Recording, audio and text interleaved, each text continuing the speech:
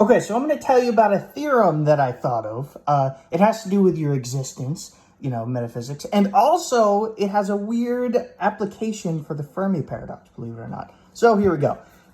First of all, we're going to have up here, imagine that we are going to sort properties of your life, right, or in your existence and your universe, whatever. We're going to sort them into two categories. One is that they abide by the mediocrity principle, so they are mediocre, right? And another is that they don't abide by the mediocrity principle, or rather, I don't know, either the mediocrity principle has no sway over them or maybe something else. We don't know, but let's try this out. So first of all, is this property, your consciousness in the set of all possible consciousness. And we're going to assume, we're going to put that in mediocrity. So we're going to assume that that's mediocre.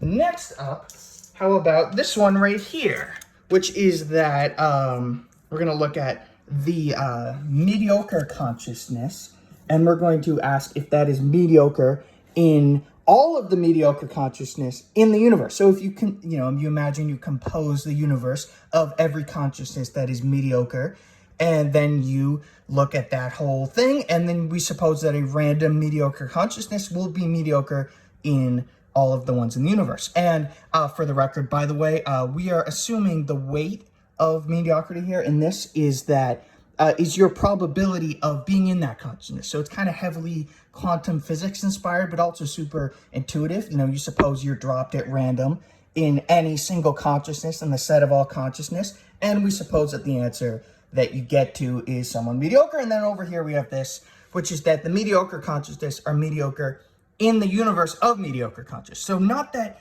your consciousness is mediocre in the set of all consciousness in the universe, because even on the earth alone, that'd mean you'd just be a fish or something if you were mediocre, because there's more of them than there are of us or whatever. So it's a special extra property on that. And then lastly, we have this one right here, which is that the amount of life in the universe is a mediocre. So, life is common in the universe.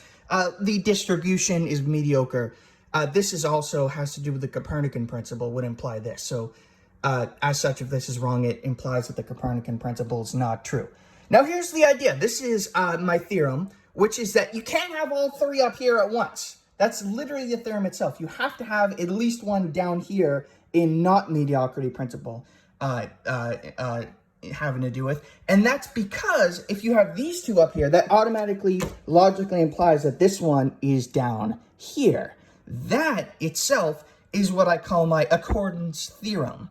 And this configuration is what I call the accordance principle. And you might ask, okay, well, what the heck is the configuration then? Oh, darn it. We know that all three of them, we know that you can't have all three up here, so what is the configuration? Well, it's probably, I would say, that these two are up here and this one's down here as, the accordance principle. And you might ask, why do I say that? Well, look at these for a second. It's almost like, I don't know how to explain it, but they feel like tautologies to me. Like they're like so close to being a tautology, because if you imagine that you consider the set of all consciousness you could be in, and then you randomly drop yourself in that with a probability distribution, you would expect you're in a mediocre place in that probability distribution. It's like the analog of expecting on a uniform probability distribution between 0 and 1 that you're somewhere in the middle.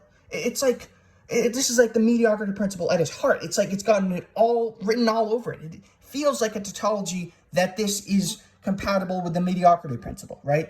And it also feels like this is a tautology that it's compatible with the mediocrity principle for basically the exact same reason. Just it might be a little harder to see because it's a little more complex, but it's the same thing. So uniform in the thing, mediocrity principle written all over them. This one's a little weirder though, because you can't quite tell. It's like it feels like it might be, but it's not nearly as strong of a correlation to the mediocrity principle as these two. Like, look at it for a second. It's like there's no there's no hard evidence that it has to do with the mediocrity principle like with these two. It just doesn't have that same correlation with it. So I would argue that because of this has to be the configuration. Like this is Occam's razor on steroids right here, that I'm going to go with this, but I feel like it's just like not even a little bit, but very, very strongly implied that this is the configuration for the reasons I just went over. These two really, really go well together with the mediocrity principle. So the weird thing is that this one's down here. And you might have noticed, if this one's down here, that immediately implies the rare earth hypothesis, which itself solves the Fermi paradox. So did we literally just solve the Fermi paradox just with this theorem right here?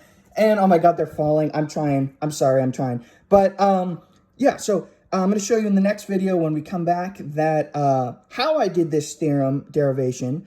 I already showed you why I picked these two to be up here, but I'm going to show you the theorem in general and Cordon's theorem, and you tell me what you think. See you next time.